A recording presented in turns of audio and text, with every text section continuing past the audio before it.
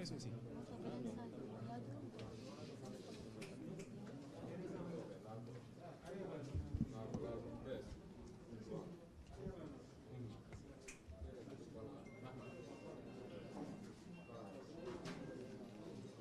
C'est bon.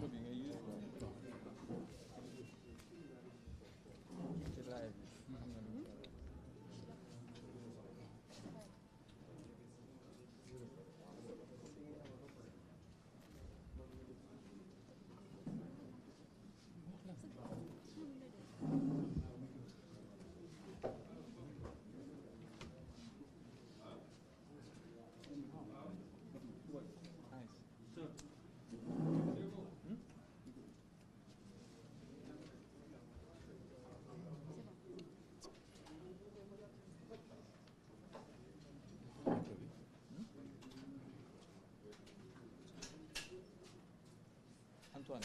tu introduis.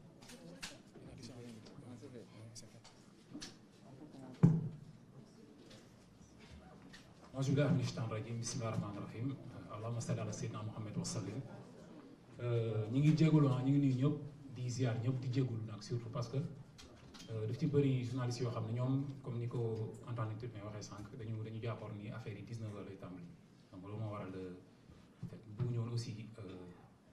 indi tuuti jafe-jafe ci seen bon je sais pas nu ñuy ñëwee ak nu ñuy teewee ak nu ñu mën a jëlee fii. bon maa ngi nuyu ñëpp di ziar ñëpp vraiment di remercier d'abord la dara damay présenté wu Abdou Karim Gueye la moom saa su ne dañuy présenté wu rek xam nga activiste membre du mouvement Nitu Dëgg Valeurs. tey nag bis bu am solo la si ñun te gis nañu yéen tamit solo ngeen ko si seen teewaay je pense que ki nga xam ne moo nekk sama droite du ma ko présenté mooy Antoine Turpin chargé de mouvement Nitu Dëgg Valeurs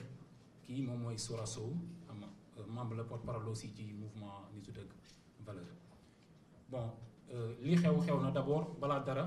damay njëkk def mooy d'abord remercier leen presse bi parce que presse sénégalaise bi dafa taxaw sénégalais yi aussi taxaw carrément ci Abdou Karim Gueye bi mu nekkee ci kaso bi jafe-jafe yi nga xam ne dund na ko ci kaso bi. mu nekk ay mbir yoo xam ne vraiment bëggoon naa ci ñëw ay point par point leeral yu bari yoo xam ne peut-être xawoon na lëndëm ci bopp sénégalais yi surtout ñi nga xam ne dañoo wax sama kaaw sama santé ni mu demee woon ak ni ma génnee jeudi passé jeudi tey may def point de presse wala may def jàkkaarloo ak presse bi comme ni ñu koy waxee d'habitude. bon d'abord damay njëkk remercier population sénégalaise bi man damay wax ni man Karim man bokkuma ci ñi naan Sénégal jar ñoo xeexal donte sénégalais yi ñoo la ko wax ñoom seen jëm bopp ñoo naan Sénégal jar ñoo xeexal mais man dama gëm ni Sénégal rek ñoo jar a xeexal parce que chaque fois su ma amee jafe-jafe man sénégalais yi ñoo may taxaw man gisuma kenn ku dul sénégalais man su ma feebaree sénégalais ñoo may taxaw su ma amee problème sénégalais ñoo may taxaw su ma nekkee ci kaso bi sénégalais dañ may taxaw kon man bokkuma ci ñi naan Sénégal jarul xeexal ñu bëri nag dañuy expliquer quoi di wax nan la demee ba sénégalais peut-être ñu am confiance yàlla xam ne ni man sax xaw ma ko moo tax chaque fois damay ñaan saa bu mu jël damay ñaan yàlla bañ a tas yaakaaru sénégalais parce que xam naa ne am na lu ñu yaakaar lu ndaw si ñun te ñun ma personne importe peu wax dëgg yàlla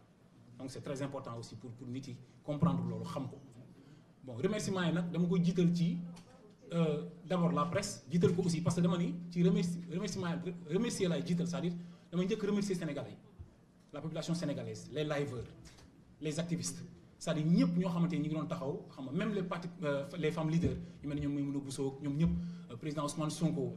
ñëpp ay dëmboo ñëpp nga xam ni politiciens yeeg activistes yeeg population sénégalaise beeg ñëpp journalistes yi ñëpp doon jàpp ci sama man dama doon toog ci kaso bi dama doon wax sama lan laa defal sénégalais ba mu yegg fii donc dama leen di remercier kilifa diine yi parce que am na ci ñoom ñoo xam ni taxaw nañ ma taxawaay boo xamante ni ñu bëri xamuñ ko te chaque fois dama gis ni dañ yëf yi dañ ko defoon seen yëf kilifa surtout kilifa diine yi imam yi aussi les imams parce que xëy na peut-être doon naa wax mais laaj bi ma def di wax ba comprendre ñu peut-être yenn propos yi nga xam ne yeggul mooy li ma waxoon juge bi rek juge bi ne ma lu tax nga ni gendarmerie ay francs-maçons lañ ma ne ko waxuma gendarmerie ay francs-maçons la gendarmerie sont pas des francs-maçons je parle pas des gendarmes en fait man constitution Sénégal laay wax institution Sénégal yi laay wax Sénégal ni mu lawloo laay wax li nga xam ni Sénégal dañ ko tënk ci constitution bi institution yi république bi et tout diine bokku ci c'est-à-dire chrétiens yi amuñ ci wàll musulmans yi amuñ ci wàll c'est-à-dire Sénégal texte yi tout ce qui est paperasse maanaam këyit lépp lu ñu bind ci wàllu papier Sénégal diine bokk ci maanaam te pourtant ci religion yi boo demee man ñun loolu foofu la ñu faussé départ bi c'est laaj bi loolu laa si doon wax mais wax ni dama ko expliquer ma ni c'est pas normal boo demee gendarmerie procureur bi dafay réquisitionné dama leen jàpp imam bi ñu jàpp imam bi parce que dañu jàpp imam parce que imam bi da doon julli parce que dañu interdit julli fan lañ ko teg lan moo tax ñuy interdit julli te jàkka yi imam yi seen jëm bopp ñoom ay institution lañ te xam nañ ni jàkka yi ñoom moomuñ ko néegu yàlla la kon néegu yàlla loolu moomul nag amul droit tëj ko di ko tijji parce que dans l'histoire amul fenn fi ñuy wax ni Seydina Muhammad sallallahu alayhi wasallam tëj na jàkka wala tijji na ko tëj na jàkka yi musu ko def donc loolu la léegi nag li ñu doon wax mooy mënoon nañ jël mesure barrière comme dëkk yëpp ni ñu ko jëlee respecté ko takk ay masque laal gel antiseptique et tout ba pare mën a julli comme ni ñu koy defee actuellement ñu ngi koy def te gisuma kenn kuy julli ci jàkka fi mu toll nii ñu ne am nga Covid bi wala feebar bi topp na la donc je pense que foofu aussi lu am solo la du manque de respect kenn man je respecte la police man am na ay frères gendarme ay beaux frères gendarme am na ay xaritu police ay commissaires yoo xam ne samay xarit lañ donc def naa erreur dama koy reconnaître aussi damay jégalu ci kanamu Sénégal yëpp je m'excuse parce que dama waxee sous le coup de la colère c'est-à-dire dama wax parce que dañu convoqué xalif bi xam nga li jiitu d'abord mooy dañu njëkk convoqué imam bii nga xam moo nekk Médina Rebeuss dañ ko njëkk convoqué imam Kane police plateau fa laa yendu lundi bi ak moom maak Cheikh Omar Diagne maa ngi koy remercier de passage ak Arma Mbou fa la ñu yendu ak imam bi woor il a 78 ans imam bi ñu jàpp ko 5 heures du matin parce que da doon julli fajar ñu tëj ko ci gris bi ma ñëw ci gris bi laa ko fekk ci violon bi imam bi nekk màgget ñu téye ko fa mu woor ba 19 heures lañ ko bàyyi parce que da doon julli c'est-à-dire ma ni naka la tubaab bi réussir ba dindi ñun yërmandi bi waroon nekk suñu biir parce que commissaire bi jullit la ah wala muy chrétien waree am na lu mu gëm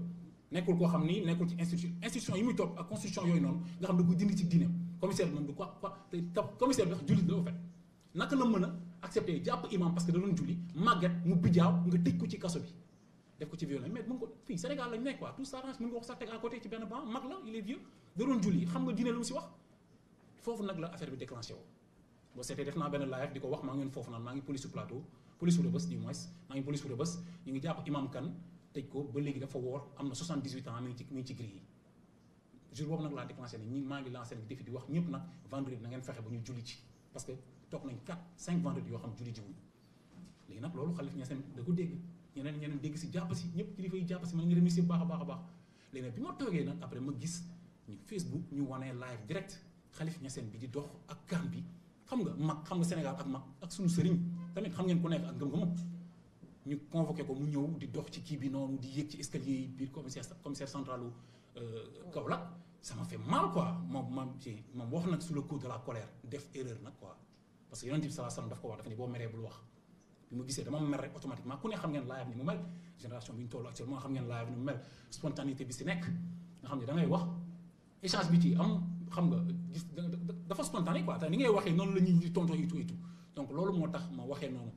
mais bi may wax dama la wax rek pour ñu punir fi ma doon waxee mooy Sénégal c'est pas normal ba tey ku tooñ Seydina Mohamed wala nga tooñ waa jàngu bi yoon du la def dara soo laalee Macky Sall léegi ñu la article nangam article 80 article nangam ak nangam dañ ne Macky Sall institution la mais imam yi ñoom ay institution lañ ci diine l'islam ñun bu ñu juddoo imam yi ñoo ñuy tudd ñun bu ñu dee imam yi ñoo ñuy suul kooku amuñu ñooñu amoon gis ma ku leen ëpp valeur Sénégal naka lañ mën a sàgganee ba tey suñu diine bi nga xamante ni nee nañ 95% de musulmans 5% de chrétiens ñun ñëpp ñu gëm ba pare ñu sàggan ba suñu ngëm-ngëm yooyu amuñu part amuñu wàll ci suñu charte nday réew mi di doxee loolu defet la gàcce bu rëy la te je pense que loolu lu am solo la léegi nag ce qui est erreur yi ñu def ci yi ma def ci communication man peut-être yor naa jikkoy Sénégalais comme ni ñu koy waxee mais soo juumee da nga naan juum nga tooñ naa dama tooñ parce que commissaire bi aussi liggéey la doon def c'est pas normal ma taxaw naan dañ ko war a simmi quoi saagaw ma nag man moom ordre la jot rek appliqué te ordre bi mu jot noonu peut-être dañ ko jox yaa si la bu ko xam da koy jox ordre yi mu def mais man def naa erreur ma koy jégalu moom commissaire bi d'abord di ko jégalu parce que am naa ay frères yoo xam ni ñu ngi liggéey ci police bi am naa ay frères yoo xam ñoom maa ngi ñoom ay policiers lañu gendarme ñooy bokk mbalaanu wasifa ñoo bokk gëm sëriñ si comme Sénégal ni mu mel kon ñoom mënuñu nekk ay francs-maçons mais la gendarmerie ni muy doxee institution yi ni muy doxee la gendarmerie ni ñuy doxee ci ordre yi tey bu ñu la woon léegi-léegi nii Serigne Touba fi nekkoon ñu ne dem leen jàppi Serigne Touba ñu jàpp Serigne Touba Baye Niass su fi nekkoon ñu ne dem leen jàpp Baye Niass ñu jàpp Baye Niass loolu ñun war nañ ko bàyyi xel bu baax a baax a baax war nañ ko xoolaat bu baax naka la diine bi néewee doole Sénégal ci ni ñuy doxee te ñun sàggan nañ ba constitution beeg institution yeeg yëpp moo supérieur suñu diine yi te république bi dafa war a topp ci suufu diine yi alxuraan bi nekk ci kaw bible bi tamit ñi ko gëm mu nekk seen kaw c'est-à-dire ñu jël gëm-gëm bi nga xam moom la ñu yàlla tegal ñu nekk suñu diine ñu gëm ko yooyu nekk ci kaw après nag politique bi république bi nekk ci suufam loolu la wax juge bi dafa ne ma lu tax nga ni gendarme ay francs-maçons lañ ma ne ko wax boobu dafa yeggul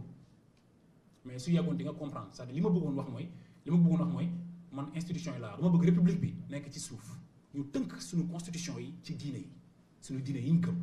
suñu imam yi am baat ba nga xam ne bu ñu waxee ñëpp dégg leen ñu respecté leen jox leen seen cër parce que imam tey dafa institution la bu ñu war a jox cër loolu c'est très important donc ñun suñu xeex boo déggee nitu dëgg valeur loolu la valeur yi la ñuy xeex lépp lu yàq diine yi lépp loo xam ne àdduna bi mondialisation bi yegg na ci tey ngay gis ay góor jigéen ay droit ay homosexuels ay même ay dëkk yoo xam ne dañuy xeexal sax pour pédophilie mën nañ ko dundal mu dox yooyu yëpp ñun dañ koy xeex donc yooyu ni ñu koy xeexee nag mooy fexe ba ñàkk tey suñu Sénégal ba ñu xam ne am na ay nit yu taxaw pour dëgëral diine bi Sénégal diine yi parce que religion mooy lay relier ci quelque chose léegi soo relier wul ci yàlla da nga relier ci Satan ñaar yooyu ñoo fi nekk ñun nag comme nag def na suñu constitution suñu institution relier wul ci yàlla kon xam ngeen fa mu relier waaw mooy jégalu donc loolu mooy premier part donc si jégalu bi ci wax aussi leeralaat tamit live bi parce que dafa ma benn point rek moo si des mooy saaga yi live bi dañu ñëpp damay dégg toog ci rajo bi dans ko suura ñu naan Karim Assane Diouf Karim day saaga Karim man musuma saaga j'ai jamais insulté man ñi may àndal ay imam Ali Badara Ndaw sama live sama chaîne YouTube imam Ali Badara Ndaw daf ci kii la ci dafa abonné ay kilifa yu mag ñoo abonné sama chaîne ay Mbàkke ay Siwel ay Ñaseen man su ma doon saaga ñooñu duñu ma topp parce que ñooñu ñàkkuñu fulla di ànd ak kuy saaga man du ma saaga musuma saaga c'est-à-dire bu dee saaga naa xëy na xanaa rap la woon jamonoy rappeurs yoo xam ni peut-être ci biir musique bi la doon quoi même saaga yi dañ koy codé mais saaga actuellement toll nañ ci dimension boo xam ni man musuma saaga sama chaîne Abdou Karim Gueye musuma ci saaga dafa jaaduwul gis naa Assane Diouf ci kaso bi waxtaan nañ dañ doon daje cour ma ne ko saaga yi nga war a bàyyi saaga ci boppam moo jaaduwul kenn warul saaga kenn Seydina Muhammad sallallahu alayhi wasallam nee na bàyyi leen di saaga seen bopp ñu ne ko nit nan lay saaga boppam mu ne ko saaga waajur jàmbur sa waajur nga saaga donc yooyu lu ma gëm la dama diine bi lu ma gëm la lu may xeex la lu may xeexal la gëm ni dafa war a sampu Sénégal donc loolu c'est très important donc point yooyu daal bëgg naa ko souligner bu baax a baax ça me tenait à cœur pour ma leeral ko quoi remerciement yi aussi dama ci boole diaspora bi aussi la diaspora moom mu suñ ma seetaan donc dama leen remercier bu baax a baax donc c'est très important beneen bi mooy par rapport ak li nga xamante ni mooy jour bi nga xamante ni tey gendarmerie ñëw nañu sama kër ba jël ma yóbbu ma di wax sama affaire santé parce que dama bëgg ñëw foofu bi ma jëlee ba yóbbu ma ci brigade de recherche la gars yi commencé wax sama affaire santé je suis malade leer na Sénégal yëpp sama feebar yàlla moo def yàlla moo ma ci nattu mu siiw su ma sañoon du siiw parce que tëdd naa man fii hôpital avant ma principal avant mooy voyager tëdd naa une semaine urgence réanimation te kenn xamul ne dama feebar bi ma demee Sowét la ñu bëri xam ne dama feebar après ci la génn ci lañ commencé gis yenn politiciens yi di ñëw après loolu nag moo ko siiwal malheureusement mu siiw mais neexuma dama feebar def naa ay opération loolu dëgg la dama feebar ci kaso bi parce que dafa am régime boo xamante ni man moom laay jël à chaque fois parce que man dafa ma bindal régime boo xam moom laa war a ni may dundee kaso bi ñëpp xam nañ ak pandémie bi nii dañ ko tëj c'est-à-dire kaso lekk du dugg lekk du génn léegi kon dama obligé woon di lekk ci lekku kaso bi wala ma dem boutique dafa jël ay sardine wala ma fay jël ay corned-beef yoo xamante ni dama si doon jóg góorgóorlu mun moon continuer loolu nag moo demoon ba commencé indi problème ba ma am ñaari malaise ci kaso bi bon malaise bi moo ko amee sax moom dama ko doon nëbb parce que sama jabar laa ko wax rek vite fait moom ndekete affaire bi def na ko problème parce que moom xam na feebar bi ñoo dëkk ma ko waxee nag moom ci la woo avocat bi pour sama médecin traitement ñëw dugg si kaso bi pour xool ma lii nag la sama jabar wax après mu wax ko Antoine Tubin moom aussi ñoom ñu gis avocat bi di expliquer pour médecin bi ñëw avocat bi nag médiatiser affaire bi lii la en fait gars yi médiatiser ko bi ñu ko médiatiser dañ ma yóbbu pavillon spécial dañ ma yóbbu pavillon spécial def naa fa 15 jours yoo xamante ni dañ ma toppatoo damay profiter ci occasion bi de remercier waa administration pénitentiaire damay ni remercier parce que administration pénitentiaire wax dëgg yàlla ay jàmbaar lañ parce que xam nga ñu dénk la te li ñu la dénk joxuñ la matuwaay yoo ko téye c'est-à-dire joxuñ la matuwaay yoo téye li nga dénk ñoom loolu moo leen dal mu nekk ay mbir yu doy waar yi ma fekk ci kaso bi lekk gi ñoom dañ état bi daf leen wax léegi lekk di dugg di génn amatul visite ñoom pénitentiaire ñoo gën a nekk prisonnier que prisonniers yi ñoom duñ nelaw duñu ñibbi seen kër parce que dañ leen confiné dañuy tëju amuñu droit génn seen kër parce que dañ ne ñoom amuñu droit génne feebar bi te pourtant chaque jour mandat de dépôt yaa ngi dugg ci kaso bi mu nekk lu metti loo xam ñoom ñu ngi koy dund foofu dañu muy pavillon spécial man nekk fa pavillon spécial dañ ma fa toppatoo man benn sens dama tiit ma ne mais man ñi ni mooy toppatoo bi ne lan la mais comme foofu amul internet télé bi dañuy seetaan après laa ne ah ok ci laa gis sénégalais yi taxaw bi moo tax aw ma seen fay aw ma fayu presse sénégalaise aw ma fayu sénégalais yi aw ma seen fay moo tax bu ñu naan da nga feebar man pousse su ma si doon teg di ma pousse di ma indi fii damay ñëw taxaw ma wax ak sénégalais yi fekk maa ngi mën a wax ak mën taxaw xeexal Sénégal dama koy def parce que ma personne importe peu chaque jour dama koy wax parce que nit ñi dañu war a bàyyi di wax non noppalul non xanaa xooloo sa doom yi dama koy wax à chaque fois ma ne naka ngay waxee ni yow Seydina Mohamed nga gëm te Seydina Mohamed wax ni jullit bu nekk li mu yéene boppam la war a jéene jullit yëpp naka ngay yéenee sa doom toppatoo ko te yéene wul toppatoo doomu jàmbur naka ngay xeexale sa doom te doo fas yéenoo xeexal sa doom jàmm donc kon sama doom man seen doom sama doom la suñu doom ñun suñu doom ñun ñëpp la jigéenu Sénégal yëpp dañ ma xeexal ba dama mujj dama yëngu damay génn si kaso bi sax appel téléphonique yi jooy yi ne man lan laa defal Sénégal kon man am naa liggéey bu rëy boo xam ne may xaar sama kanam am na yoo xam ne ñaax la quoi dañ ma ñaax xam ne waruma waruma fen war naa éviter lépp ba bañ a laal lu lewul wala ala boo xam ne tas yaakaaru Sénégal yi man dama am way bu taxaw sama kanam moo tax donc man défi la quoi man pour man défi la donc c'est très important loolu aussi lu jar a bàyyi xel administration présidentielle nag am na yu fa nekk yoo xamante ni am na yeneen yaatal xëy na peut-être du fi xaj ñu ngi ko yaatal yu bari ay nit yoo xam ne fekk naa leen si kaso bi ñu nekk ci condition yu doy waar yoo xam war nañ ko xeex comme sànq ni may ko waxee ni Sénégal diine bi amu fi wàll noonu lañ jàppee imam Habib Touré ma nga fële Cap Manuel dañ ko tëj ci kaso bi mook Assane Diouf ñoo bokk benn nekk xam nga nañu ko jàpp da doon def daawa di wax ni diine l'islam dafa am législation boppam di diine boo xamante ne nii dañ koy boot diine bu bootaatel loolu lañ ko jàppee noonu lañ jàppee tamit Camara mais Mamadou Camara mi nga xam ne mu nga fi pavillon spécial dañ ko opéré tëj nañ ko 2 ans kenn jugé ko ci yoonu suuf bi la doon dem pour immigré gi ñu jàpp ko immigration clandestine ñu jàpp ko bi ñu ko jàppee ne terroriste la dafa jaaroon gaaw indi ko tëj ko ba feebar fekk ko ci kaso bi ba ñu opéré ko ba mu am poche man poche xam naa ko su ma nee poche am naa poche mbay ngi dara mais xam na li may wax Mati Trois Pommes tamit xam na li may wax de passage maa ngi koy bigga bu baax a baax su ma nee poche ñoom xam nañ li may wax donc mu am poche nekk si kaso bi di dund lu méttee 2 ans mi ngi si kaso bi ñu jiñ ko terroriste te ñun xamuñu lu xew ñun ñu ngi toog si biti rek maa ngi fekk aussi benn grand boo xamante ni bi Mimi Touré nekkee ministre de la justice la ko téye Mimi Touré bi mu nekkee ministre de la justice daf ko téye woon ci affaire enrichissement illicite bi mu ko téyee grand mi ngi tudd Alioune Badara Badiane xamoon na xam ngeen ko ñàkk journaliste yi dañ ko xam xaritu Abdoulaye Wade la woon Macky Sall bi ñu ko jàppee bon peut-être mooy comme seen affaire ñi ngeen dégg affaire littorale yi biens yi ñuy def ak moom comme politicien yi ñuy def rek bu fekkee grand bi def na erreur aussi tëj nañ ko presque 7 ans grand bi dem na ba am problème insuffisance rénale grand bi dem na ba dafa jabet ñu koy yëkkatee ko tëral nii pavillon social depuis 7 ans Alioune Badara Badiane la tudd bon xaritu Abdoulaye Wade la woon bu ko indi ay bailleurs di indi ay milliardaires di ànd ak Abdoulaye Wade di ko dimbali comme ni ñu ko wax xam ngeen politique Sénégal ni mu demee mais quoi qu'on puisse dire ak lu mën a am lu grand boobu def tey politique yi ñu ngi def lu ko gën a pire ci dëkk bi te mi ngi ci kaso bi ñuy yëkkatee ko tëral nanguwuñu ko sax bàyyi mu faju xaw ma dañuy xaar mu dee ñu bàyyi ko xaw ma luy problème ñu koy soog a libéré donc loolu aussi li ma bokk na si li tax ma doon rey sam bopp ne foog ma génn wax parce que mënu ma téye yóbbante waa kaso bi te du ma ko wax affaire faux billets yi ay affaire yu doy waar gis ngeen Sénégal fu mu toll ci scandale lu nekk mi ngi fi xew ci wàllu faux billets ci wàllu littoral ci wàllu lu nekk point bu nekk point par point boo ko toppee tey fii di wax du jeex donc xam naa yu bëri peut-être ci ay interview yi koy mën waxee mais du xaj fii quoi donc c'est très important donc je pense que waaw donc je pense que loolu la noonu la demee si wàllu li ma bëggoon leeral actualité yi yooyu je pense que yaakaar naa wax naa lépp moom si li ma jot a noté xam nga nag si fekkee am na lu ma bàyyi wala yooyu xam nga donc si vous avez des questions et tout après ñu jublu si Antoine. Donnez votre nom et l'organe. C'est Aline Diop de la Lune TV. Karim dama la bëggoon laaj ba xam ndax jamono bi ñu toll nii libre nga carrément wala liberté provisoire bi mooy daw ba léegi. waaw dafa am beneen question. dafa am benn question bu ñu bëggoon benn si waat mais ginnaaw bi nga xamante ni am na arrestation tey ngeen tourné waat nga xam ne da nga nangu ne jiw parce que jàpp na ne wax nga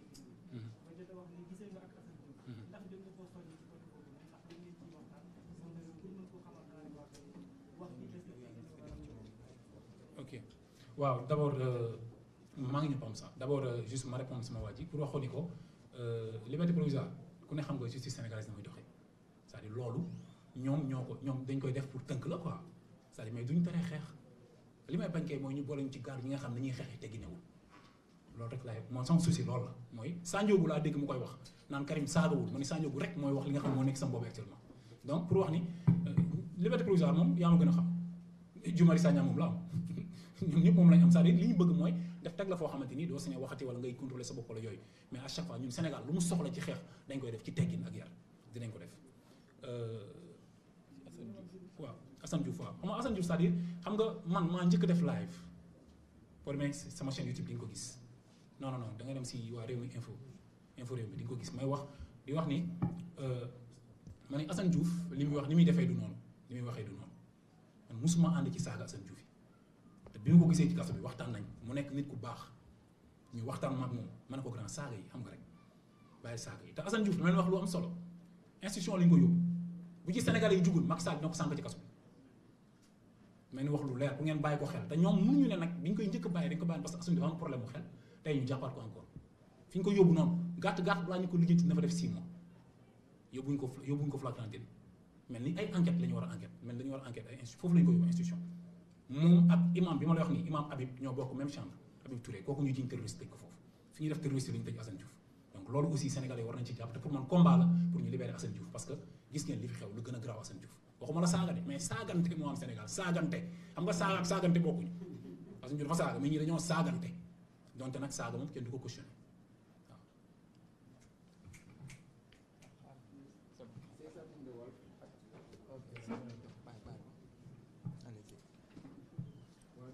di leen nuyu yéen ñëpp di nuyu Karim également mi nga xam ne saa su nekk ñu ko doon gis si suñu ay plateau yooyu di ko remercier bu baax donc Karim man question bi nga xam ne moom laa lay njëkk laaj mooy ndax Abdou Karim Gueye dafa fas yéene soppi doxalin ndax ñu ngi taxaw ne saagawul ñu gis ñu baal ma ci kàddu gi mais mu tudd fenn tudd ki nga xam ne moo ñu jiite ñun mu di le président de la république mu tuddaat franc-maçon tudd waa police wala waa gendarmerie wax ju dëggal ju nga xam ne des fois ñu bari dañuy jàpp que ni xëy na bu fekkente ni gën na defaraat toogaay bi wala yar bi wala yooyu noonu kàddu yi dina gën a accessible que ni nga xam ne noonu la ko askan bi déggee saa su nekk je pense que ni loolu xëy na dinañ ci am réponse beneen bi nga xam ne moo ci topp également mooy saa su nekk dañuy dégg Karim muy attaqué di critiquer yooyu mais day mel ni di wax ci le concret mooy tey di ñu jox ay chiffres di wax ci lu nga xam ne lu leer la mais dañuy dégg rek mu mel ni kuy tirer dans le néant loolu itam bëgg naa ci ay tontu. ok salaamaaleykum Astou Fall journaliste Leral point net Abdou Karim gis nañ récemment rek nga am li nga xamante ni moom mooy liberté provisoire est-ce que c'est état de santé fay na la tey ngay jóg di continuer di combat aussi gis nañ la kàddu yi ngay wax est-ce que c'est pas trop risqué pour delluwaat ci kaso bi. ok waaw déjà xam nga damay wax ni damay expliquer ma ni déjà mën naa ko d'abord demander sa question après mu ñëw si sa waay quoi c'est-à-dire sénégalais yu bëri dañuy wax Karim état de santé c'est-à-dire sama feebar man dama ko wax naa ko sànq quoi ma ne umpul benn Sénégal yàlla def na yàlla moo def Sénégalais yëg ko ñëpp ko yëg mais dama ni sama feebar man Sénégal moo ma gën a feebar man su fekkee 4 opérations la am Sénégal am na 495 000 opérations ci wàllu courant bi ci wàllu ndox mi ci wàllu fu ne ñu ngi koy jëm ñu ngi koy caxat-caxatee ci suuf si Sénégal dañu koy opérer rek di joxote te ñiy opérer Sénégal opéré wuñ pour sauver comme man ñi ma opérer pour sauver ma dañuy opérer pour jël ndawal li ci biir dundee ko booboo gën a graaw c'est-à-dire man dama ni man Abdou Karim c'est-à-dire ma personne importe peu li am solo pour man mooy xeexal Sénégal sama santé nag lu ma may rek dinaa ko def dafa ma may ma mën a ñëw toog fii def ko moo tax ma def ko su ma mayee leneen encore dama koy def su ma sentiree ni mënu ma dem ma toog ba mën dem ma dem mais ma ni pousse su ma ci doon teg pour ñëw damay ñëw pousse su ma ci doon teg pour dem manifestation damay dem manifester ba keroog may xam ne man fii laa mën a yem mais fekk yéen a ngi may dégg parce que mën naa ko moo tax ma di ko def parce que ma am médecin aussi boo xam dama koy laaj bu may wax ndax mën naa wala mënul non je pense que fii problème parole affaire prison dépendul ci ay parole loolu moom yaakaar naa ne biti la fanaan injustice bi nekk Sénégal ñëpp gis nañ ko xam nga du parole man comme ma répondre waale ci kees sooy li mu wax ay baatu fen du saaga mooy wax lu amul rek wax loo xam du dëgg te loolu yaakaar naa ñun ci la ñuy xëy di gont ngeen baal ma quoi homme politique ñun ak ñoom depuis 1960 li ñuy wax amul te defuñ ko respecté wuñ Sénégal loolu du saaga donc loolu ma dellu si waat ne ko kàddu bu risqué musuma ko wax lenn laa wax mooy erreur te baalu naa Sénégalais yi te baalu ma leen parce que dama dem prison wala dama nekk prison de mais dama baalu parce que aw ma droit di wax de ne dañu war a dóor policier bi dañu ko war a simmi aw ma droit def boobu loolu erreur la boo xam ne ko defee sous le coup de la colère te xam nga Sénégal d'habitude nag bu ñu juumee du ñu nangul dañoo juum mais man dama juum dama koy wax fii ci kanamu Sénégal yëpp dama juum ci kàddu yooyu mënoon naa wax ba pare te du ma wax loolu mais pour tëj ma xam naa ni suba mën nañu ma tëjaat ci leneen parce que Sénégal moo mel noonu mais jàpp naa ni incha allahu rabbi avec l'aide de Dieu incha allah man kenn dootuma jàpp ci ay kàddu parce que ñëpp gis nañ li fi xew quoi gis nga gars yi ni ñu ko waxee ay Bougazeli fii jàpp Assane Diouf bàyyi gis nga tey ñu ngi wax kaw ay yaa ngi koy dégg ay politique fii Moussa Cissé Lo Yakham Mbaye ak Farba Ngom ak yaa ngi dégg lu nekk te loolu yëpp gis ngeen tey mi ngi mel ni tey dafa am ñoo xam ne ñoom la yoon di ñoom la fi yoon nekkal ñii yoon nekkalu leen fi loolu lu am la waaw salaamaaleykum Abdou Karim Gueye maa ngi leen di nuyu Alioune Gueye journaliste Top FM ginnaaw bañ na ma soo ba noonu di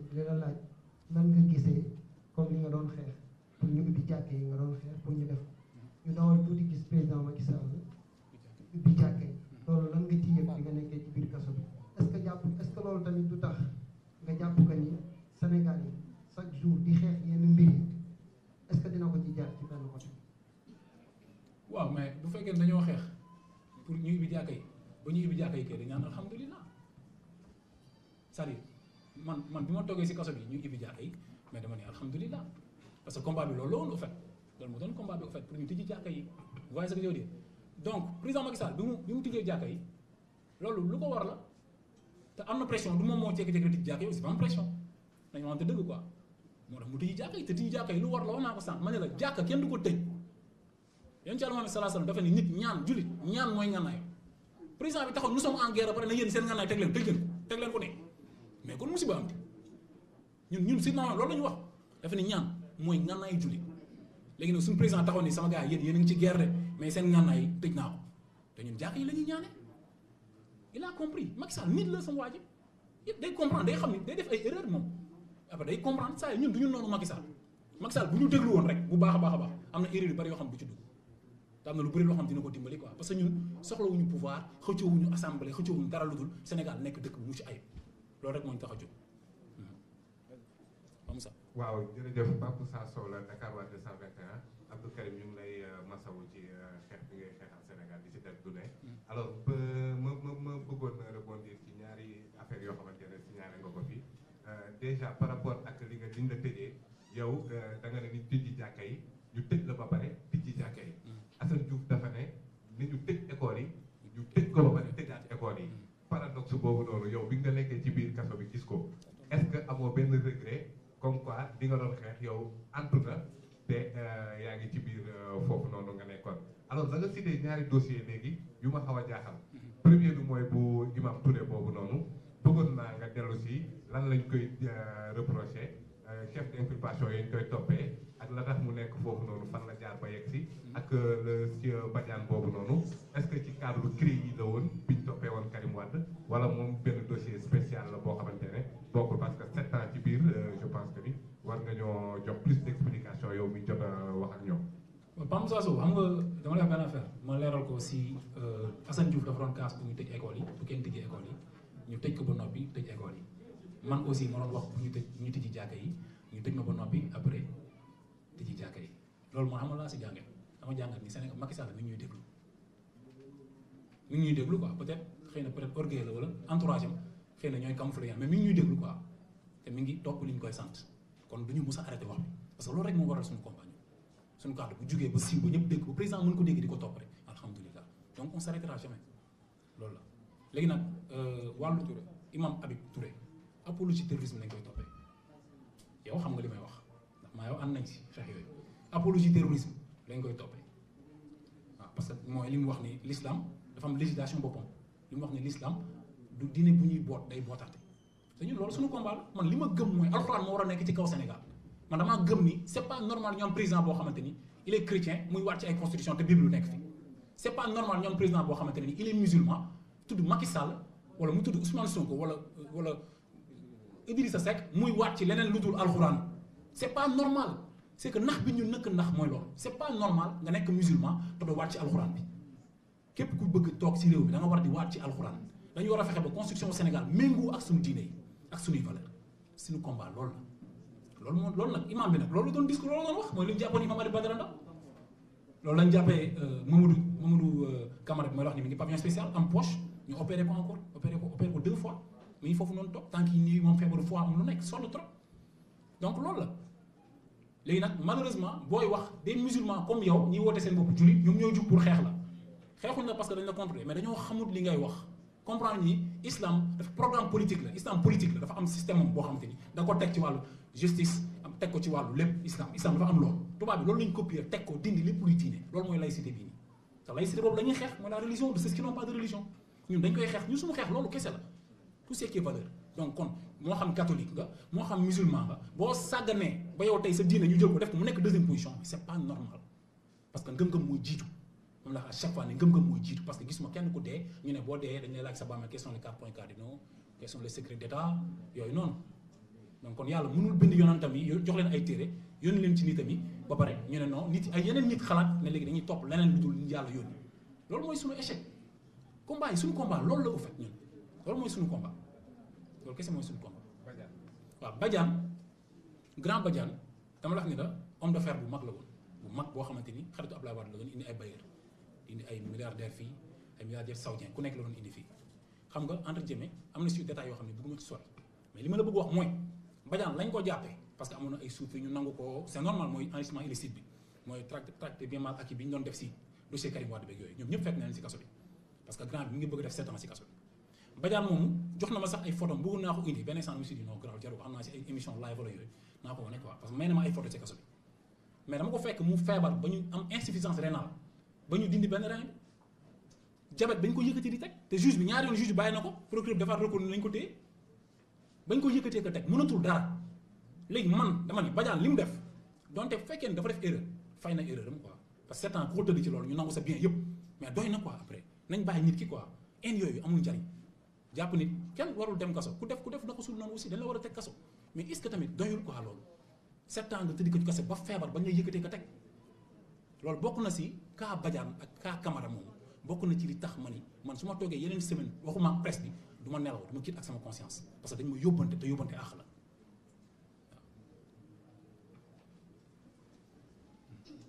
salaamaaleykum Adja Dieng Sénégal 5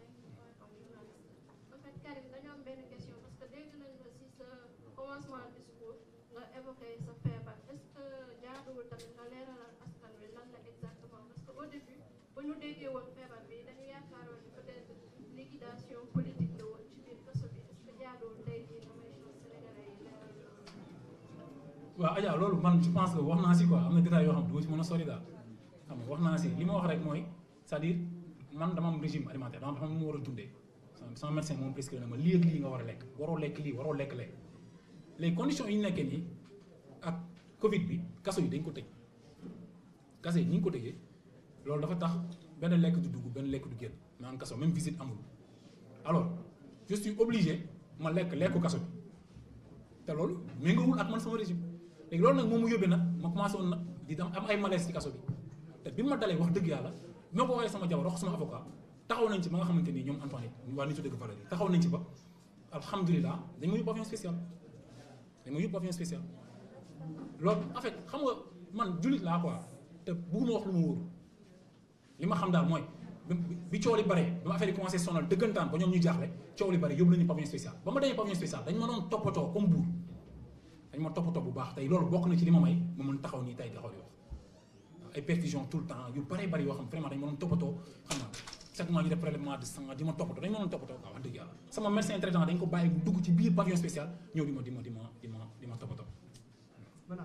benn question Karim ginnaaw bi ñu doon nuyoo ba noppi jot nañoo gisante ak ñi nga xamante ni ñooy sa famille moment bi nga xam ne yaa ngi nekkoon en détention am benn question boo xamante ni soulevé nañ ko mu di ne Karim plusieurs fois ay nit ñëw nañ ci di tenter pour jënd Karim mais à chaque fois muy repousser li di mel donc bu nekkee ci condition yi moom moo ko teg boppam est-ce que mën nga indi ay leeral ci question boobu. waaw mon frère xam nga man li ma mën wax si loolu c'est très simple c'est-à-dire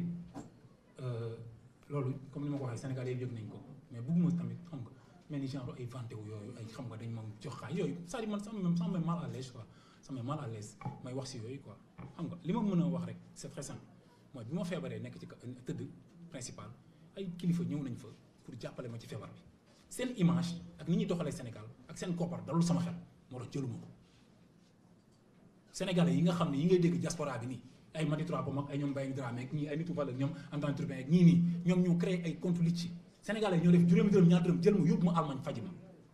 ñoo ma faj donc loolu la quoi bëgguma woon laal xaalis politique parce que politiciens yi doyuñu ma seen dara doyu comme politique bu Sénégal yi nga xam ñoo nekk ci pouvoir bi ak ñi nga xam yàgg nañ ci nekk ak ñi nga xam jot nañ màcc tàngalu buur doyuñu ma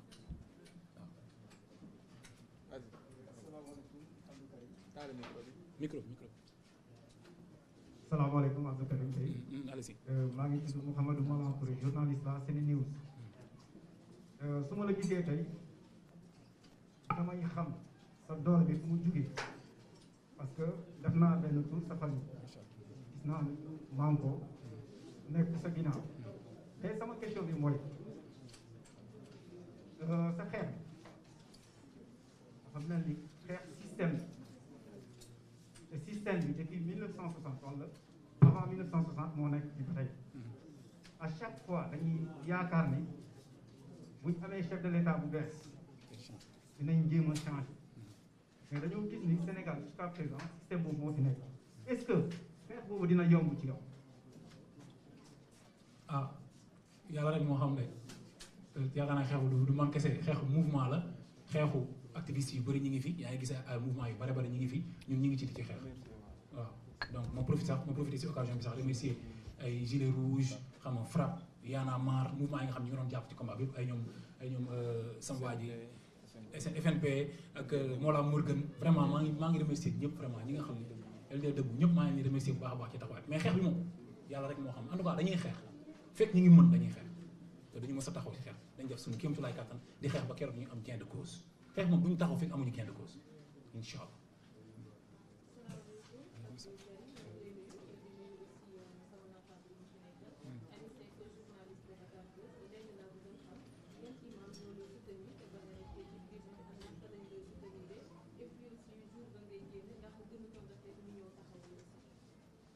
Daniel dégguma last question bi. imam yi ñi nga xamante ne ni ñoo la soutenir ñan la ak naka lañ la soutenir et puis ba ngay génn ndax gënu doon a fekk ñu ñëw ñu taxaw la ndax def nañu ou bien ñoom lañ soutenir. mais taxaw nañ ma bu baax a baax taxaw nañ ma bu baax xam nga soutien d'habitude dañu bëri dañu yaakaar ni mooy li feeñ ci biti nii rek quoi mais am na si ñoo xam ne li ñuy def dañ koy def ci suuf imam yi bari na imam yi bari nañu parce que man damay ànd ak dama bokk ak Cheikh Omar Diagne ak Adama Mbou ñoom ñi ngi maa ngi nuyu ñi ngi si salle bi sax ñooñu ñu dañoo créé ay comité de défense des valeurs morales collectif noir l'homosexualité ànd sàmm jikko yi c'est que man ñooñu lay àndal moo tax man ni sénégalais bu ñu Karim day saaga mooy xooluñu quoi ñun ñooñu la ñuy àndal de tout ce qui est valeur nitu dëgg valeur lañ ci teg valeur tout ce qui est valeur ñi koy dox ñi koy xeex di xeex pour mu samp Sénégal yëpp ñun ñooñu la ñuy àndal donc ñooñu taxaw nañ ci xeex bu baax a baax a baax mais du ñëpp ñooy fësal xam nga am na ñoo xam dañuy nekk ci suuf am na ñoo xam ci kaw la ñuy nekk di wax am ñoo xam dañuy dox mais su ma fi nekkoon di ko lim du jeex maa ngi remercier en tout cas imam Alioune Badara Ndaw ak imam yi nga xam ne jàpp nañ si ñoom ñëpp vraiment c'est bon micro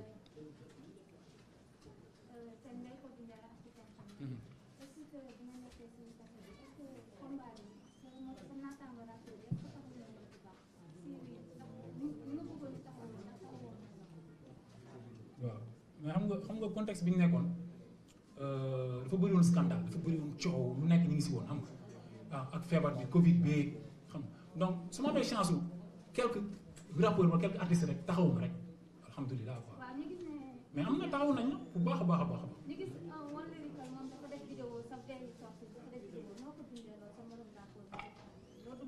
waaw waaw One Lyrical booy boobu star la star bu mag la xam nga lu tax sérieusement damay wax parce que man xaw ma woon One Lyrical yegg na fii ci kaw yi quoi mais bi ma ko seetaanee laa gis ne ndekete booy bi star la mais dama koy remercier infiniment xam nga lu tax parce que boo yooyu ñoom dañu instant dañu téye benn jeunesse benn mouvance bu am doole ci hip hop bi ñoom bu ñu góorgóorloo boo yooyu ba xale yi nga xam ñoo leen topp di bàyyi xel intérêt Sénégal ak xeex yi nga xam ne mooy jëriñ Sénégal rek loolu ndam la donc kon dama leen lancer message di ko remercier aussi mais di ko lancer message wax ko nañ ñëw jàppale ñu ci xeex yi ñoom rek ñoo ñu mën a jàppale ci jeunesse sénégalaise bi parce que instant hip hop bi ñoom ñoo ko yor seen i loxo waaw rappeurs yi ñoom ñoo ko yor seen loxo ñoom ñëpp ñoo ko yor. C'est bon. Bon, s'il y a plus de questions, c'est bon. Non, ça sera pas en français, ça sera en wolof, tout sera en wolof. benn journaliste Walfadjri posé wu na la moo tax doo joxe ay statistiques boo xam ne yow tu préfères parler de la réalité parce que statistique la ñu yàgg na. waaw sànq nag journaliste Walfadjri dafa posé benn question ne duñ joxe ay statistiques quoi lu tax duñ joxe statistique dañuy attaqué c'est-à-dire ñun moi je pense que xam nga ñun suñu taxawaay si Sénégal ñun ay soldats lañ quoi nous sommes des soldats nous sommes des soldats yoo xamante ni ñun c'est-à-dire pour mu gàttal rek pour leeral li Sénégal actuellement ñun d'abord balaa ñuy wax dara ci base bi la ñuy njëkk wax quoi c'est-à-dire li olof naan boo bëggee rey as réew boo bëggee rey as lëf da ngay dem ca ndey ja ñun dañu faussé départ bi lañu faussé léegi nag mënuñu depuis 5 ans ba Abdoulaye Wade ba Macky Sall ñu ngi nekk ci problème électricité problème mu ndox problème mu courant comme ni ñu ko waxee problème mu tey littoral yaa ngi dégg suuf bi problème mu